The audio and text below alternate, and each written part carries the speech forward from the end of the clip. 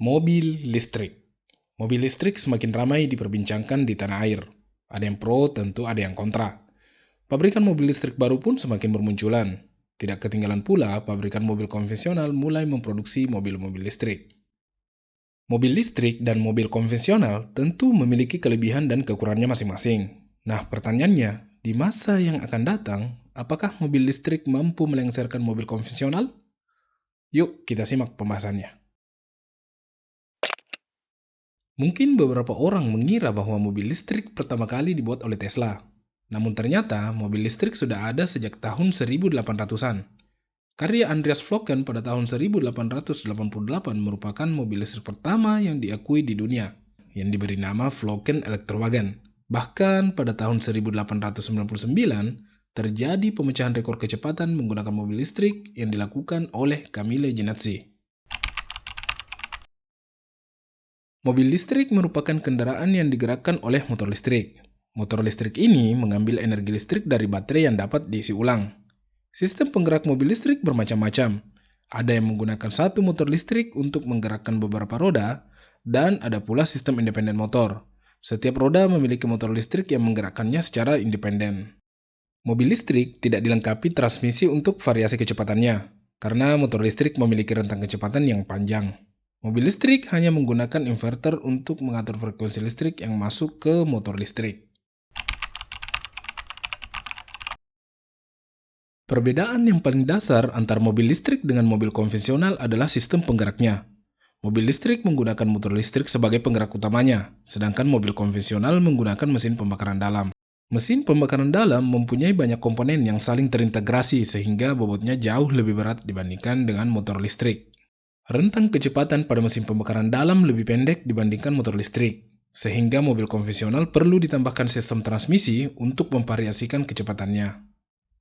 Komponen bergerak pada mobil listrik sangat minim, yaitu hanya motor listrik yang langsung ditransmisikan ke roda penggerak, sehingga menghasilkan getaran yang sangat minim dan hampir tidak diperlukan pelumasan. Berbeda dengan mobil konvensional, komponen bergerak yang sangat banyak sehingga menghasilkan lebih banyak getaran dan diperlukan pelumasan yang harus baik dan terkontrol. Suara yang dihasilkan motor listrik sangat minim karena komponen utama motor listrik hanya berupa stator dan rotor. Mesin pembakaran dalam pada mobil konvensional memiliki suara berlebih karena membutuhkan ledakan di ruang bakar untuk menggerakkan pistonnya. Sumber energi mobil listrik ada pada baterai yang bobotnya cukup berat. Namun dengan penempatan yang baik, maka akan membuat mobil lebih stabil karena center of gravity menjadi lebih rendah. Sedangkan mobil konvensional, sumber energinya ada pada bahan bakar yang disimpan pada sebuah tangki yang tidak terlalu besar sehingga membuat bobotnya lebih ringan. Mobil listrik dengan karakter motor listriknya yang minim getaran, membuat mobil listrik lebih nyaman dikendarai. Hampir tidak ada part yang saling bersinggungan, karena yang menggerakkan rotor motor listrik hanya medan magnet yang berputar. Mobil listrik terbilang sangat hemat dari segi biaya pemakaian, karena untuk menempuh jarak 100 km hanya membutuhkan biaya sekitar Rp25.000. Jadi, jika Anda menggunakan mobil listrik selama sebulan, dengan rata-rata perjalanan 100 km per hari, maka Anda hanya perlu mengeluarkan biaya sebesar Rp765.000. Mobil listrik dianggap ramah lingkungan karena tidak menghasilkan gas buang sehingga tidak menimbulkan polusi udara. Suara yang minim juga dianggap baik bagi lingkungan karena tidak menimbulkan kebisingan. Sistem pengisian bahan bakar pada mobil konvensional jauh lebih ringkas. Tidak perlu menunggu berjam-jam seperti mobil listrik. Mobil konvensional hanya membutuhkan waktu sekitar 5 menit untuk mengisi bahan bakar ke dalam tangki. Didukung oleh stasiun pengisian bahan bakar yang sangat banyak, menggunakan mobil konvensional keluar kota dengan jarak bahkan sampai ribuan kilometer tidak akan menjadi masalah. Beban mobil konvensional secara keseluruhan lebih ringan jika dibandingkan dengan mobil listrik, sehingga sistem suspensi dan ban tidak terlalu kewalahan dalam memikul beban mobil.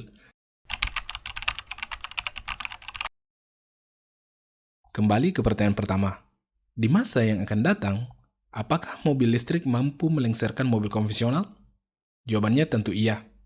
Masa depan mobil adalah listrik. Entah cepat atau lambat, orang-orang akan beralih ke mobil listrik.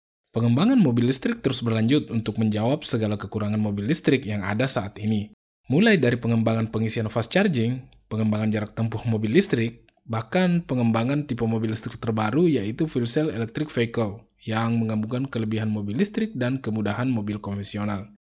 Selain aspek teknis, aspek non-teknis juga sangat berpengaruh terhadap masa depan mobil listrik, utamanya pemanasan global yang menjadi sorotan dunia. Sektor transportasi menyumbang 27% dari total emisi karbon dioksida secara global, bahkan bisa mencapai angka 30%. Pemilihan mobil listrik merupakan salah satu solusi yang dapat memperlambat laju pemanasan global dan mengurangi polusi udara. Mobil listrik yang tidak menghasilkan emisi gas buang tentu sangat ramah lingkungan. Olehnya itu, beberapa negara sangat mendukung transformasi kendaraan konvensional ke kendaraan berbasis listrik. Dukungan tersebut terlihat dari kebijakan pelarangan mobil konvensional di antaranya. Norwegia telah menetapkan larangan penjualan mobil konvensional pada tahun 2025. Inggris akan melarang penjualan mobil dan van konvensional mulai tahun 2030. China berencana untuk menghentikan produksi mobil konvensional pada tahun 2035. Dan pemerintah China telah memberikan subsidi kepada produsen kendaraan listrik. Amerika Serikat bukan cuma melarang diproduksi, tapi juga menghentikan penggunaan mobil konvensional pada tahun 2035. Prancis mengesahkan undang-undang yang melarang proyek eksploitasi bahan bakar fosil baru dan menutup proyek yang sudah ada pada tahun 2040. Dan masih banyak lagi negara lainnya yang mengeluarkan regulasi pelarangan mobil konvensional. Tidak ketinggalan juga beberapa pabrikan mobil konvensional mendukung penuh program elektrifikasi kendaraan. Bahkan mereka sudah melakukan manuver untuk tidak lagi memproduksi mobil konvensional dan fokus ke mobil listrik. General Motors, selaku pabrikan untuk mobil Chevrolet, akan berhenti memproduksi mobil konvensional mulai tahun 2035. Volvo, Ford, Mercedes-Benz, Jaguar Land Rover akan berhenti memproduksi mobil konvensional mulai tahun 2040. BMW menargetkan model yang sepenuhnya listrik mulai tahun 2025. Tidak ada sumber energi fosil pada operasi pabrik, dan keberlanjutan ekonomi sirkular bahan dan energi. Indonesia ternyata juga telah merencanakan pelarangan mobil konvensional. Indonesia akan menghentikan penjualan mobil konvensional mulai tahun 2050. Pada tahun 2035, pemerintah sudah tidak menerbitkan izin produksi kendaraan berbahan bakar minyak.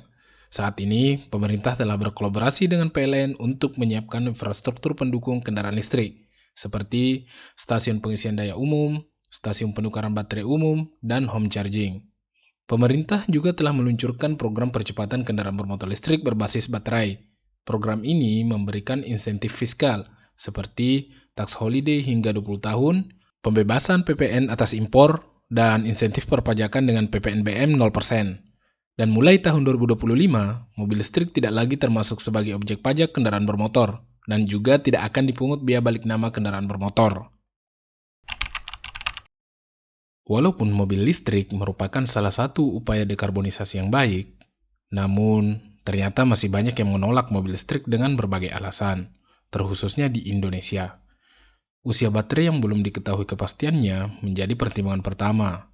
Harga yang cukup mahal juga menjadi pertimbangan penting. Infrastruktur yang belum siap, takut korsleting saat terkena air, dan harga jual kembali yang jatuh cukup jauh menjadikan mobil konvensional tetap sebagai primadona. Membeli sebuah mobil memang perlu dipikir lebih matang, apalagi jika ini merupakan mobil pertama. Perlu disesuaikan dengan kebutuhan dan kemampuan kita, termasuk jika ingin memilih antara mobil listrik atau mobil konvensional. Karena keduanya mempunyai perbedaan yang sangat jauh, sehingga membutuhkan adaptasi yang berbeda pula. Mobil listrik pada era ini kembali populer. Banyak negara mendukung elektrifikasi kendaraan. Berbagai pabrikan juga telah menyatakan dukungannya. Mobil listrik dan mobil konvensional tentu memiliki keunggulan dan kekurangannya masing-masing, dan pasti memiliki pencintanya masing-masing. Mobil konvensional terancam akan tergeser oleh mobil listrik. Namun ini bukan perkara yang mudah, karena mobil konvensional sudah populer sejak ratusan tahun yang lalu. Bagaimana menurut Anda? Apakah mobil listrik bisa mendominasi di masa yang akan datang? Atau malah redup kembali seperti awal dipopulerkan? Coba tulis di kolom komentar. Sekian video kami kali ini. Terima kasih telah menyimak video kami. Sampai jumpa pada video selanjutnya. Salam otomotif.